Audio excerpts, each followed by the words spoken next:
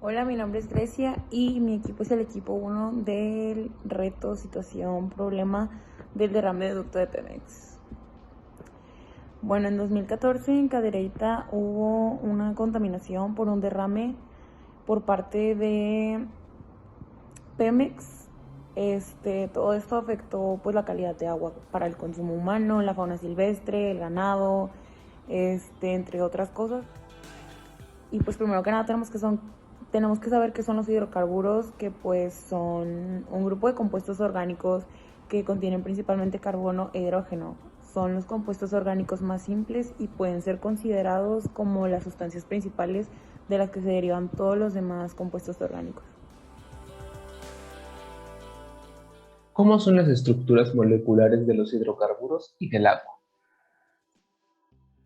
El compuesto metano, su fórmula es de CH4. Su tipo de enlace es covalente y enlace simple. Su estructura de Lewis es tetraédrica. El compuesto butano, su fórmula es C4H10. Su tipo de enlace es covalente y enlace simple. La estructura de Lewis es una cadena de carbonos. El compuesto hexano, su fórmula es de C6H14. Tiene tipos de enlace de covalente y enlace simple. Su estructura de Lewis es igualmente una cadena de carbonos. El compuesto benceno, su fórmula es de C6H6. Su tipo de enlace es covalente y enlace doble. La estructura de Lewis es hexagonal plana. Compuesto agua, su fórmula es de H2O. Su tipo de enlace es covalente polar y su estructura de Lewis es angular. En cuanto a las propiedades físicas de los hidrocarburos, usualmente en temperatura ambiente son gases, pero en ciertos casos, cuando hay más de 10 átomos de carbono, pueden ser líquidos. Su punto de ebullición aumenta en relación al tamaño del hidrocarburo, es decir, la cantidad de átomos de carbono, dado que las fuerzas intermoleculares son mayores cuando la molécula es más grande. Lo mismo sucede con su densidad, la cual aumenta con el tamaño de la molécula. Los hidrocarburos también son apolares, esto quiere decir que son insolubles en el agua, dado que el agua es polar. Los hidrocarburos pueden llegar a la combustión completa o incompleta. Estos comienzan a oxidarse ante la presencia del oxígeno o también una fuente de calor. Asimismo, los hidrocarburos pueden descomponerse cuando son calentados en altas temperaturas sin la presencia del oxígeno. Por su parte, las propiedades físicas del agua serían que esta es la única sustancia que se puede encontrar en el medio ambiente en los tres estados de la materia, es decir, líquido, sólido y gaseoso. Su densidad depende de su estado de la materia, dado que, por ejemplo, el hielo es menos denso que en su estado líquido y por eso es que flota. No tiene calor, ni sabor, ni olor. Su punto de congelación es de 0 grados Celsius, mientras que la ebullición es de 100 grados Celsius. El agua es polar y es conocido como un solvente universal, dado que muchas sustancias se pueden disolver en este. Tiene una reacción tanto como los óxidos ácidos como los óxidos básicos, al igual que los metales y no metales. Los hidrocarburos son compuestos no polares. Esto lo podemos observar en una molécula 3D de cualquier hidrocarburo, ya que no se presenta ningún compuesto que atraiga más a los electrones de algún lado más que de otro. Por lo tanto, podemos observar que no son polares. Y por lo mismo, tienen solventes especiales para sustancias no polares, como es el caso del benceno. Y por ser no polares también no pueden ser solubles en solventes como el agua, que son solventes polares. Su densidad y viscosidad las anotamos en una tabla para hacerlo más fácil para el que esté viendo, conocer los datos y para poder analizar estas sustancias. Observamos que empezando con la densidad, tenemos con el metano tiene 0.657 kilogramos por metro cúbico. El butano tiene 573 kilogramos por metro cúbico. El hexano tiene 655, el benceno 876 y el agua, que lo tuvimos ahí como base, tiene 997 kilogramos por metro cúbico.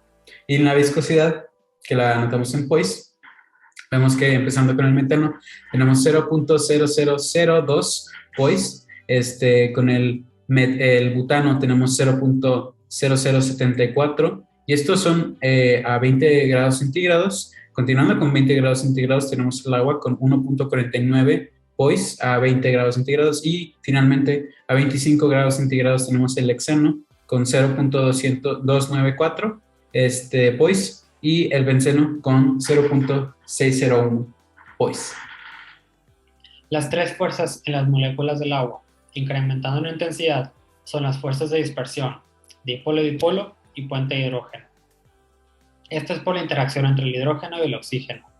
Es decir, en el agua existen fuerzas intermoleculares muy fuertes.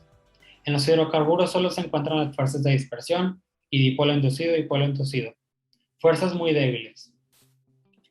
Gracias a esta diferencia entre fuerzas y polaridades entre el agua y los hidrocarburos, se encuentran fuerzas intermoleculares denominadas como dipolo o dipolo inducido. Una atracción débil en la que la molécula polar, en este caso el agua, hace que se genere una polaridad temporal en la molécula no polar del hidrocarburo.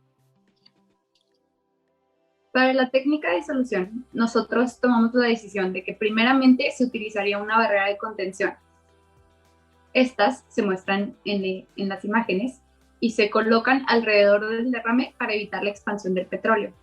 Son inflables y cubren varios centímetros debajo de la superficie del agua.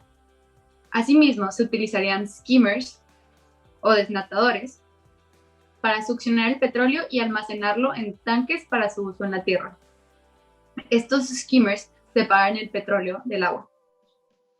Ambos métodos aprovechan el funcionamiento químico de la densidad y la solubilidad.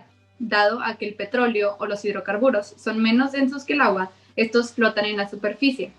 Asimismo, sabemos que el petróleo compuesto de sustancias no polares no es soluble en agua, por lo que no se mezclan.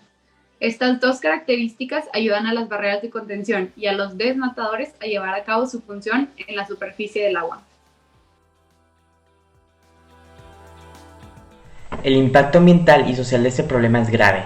En el año 2020 hubo un total de 700 toneladas de petróleo derramado en el océano, no solo afectando económicamente a los países que debieron de recibir este petróleo, sino también a la vida marina del océano. Los hidrocarburos pueden llegar a tener efectos en la salud al ser inhalados o ingeridos. Algunos efectos que pueden causar son irritación en los pulmones, trayendo consigo tos, asfixia, ahogos y problemas neurológicos. Asimismo, puede causar latidos irregulares del corazón, frecuencia cardíaca rápida o hasta la muerte. El agua contaminada llega a traer consigo consecuencias en la salud, pues puede transmitir enfermedades tales como la diarrea, el cólera, la disentería, la fiebre tifoidea y la poliomielitis. Los hidrocarburos del petróleo no se pueden limpiar inmediatamente, ya que algunas porciones flotan en el agua y se convierten en una capa delgada en la superficie y las fracciones más pesadas se acumulan en el fondo del agua, que desde ahí, gracias a las corrientes del agua, pueden llegar a afectar a las zonas cercanas del derramamiento.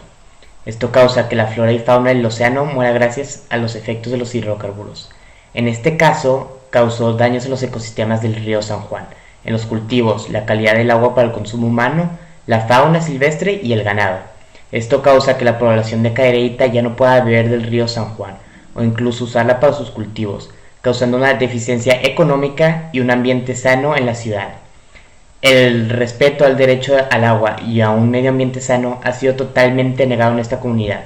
Hasta el año 2020, el Congreso del Estado aprobó enviar un exhorto a la Agencia de Seguridad de Energía y Ambiente, la SEA, para que la investigue, castigue y asegure la remediación adecuada generada por el derrame de los hidrocarburos recubierto con tierra por la refinería de Pemex, ubicada pues en el municipio de Cadereyta, Nuevo León. Los campesinos y ciudadanos afirman que todavía el derrame aflora de nuevo y que la falta de justicia ha afectado a más de 2.100 campesinos. Entonces no se ha respetado ningún derecho al agua ni al medio ambiente sano en esta comunidad.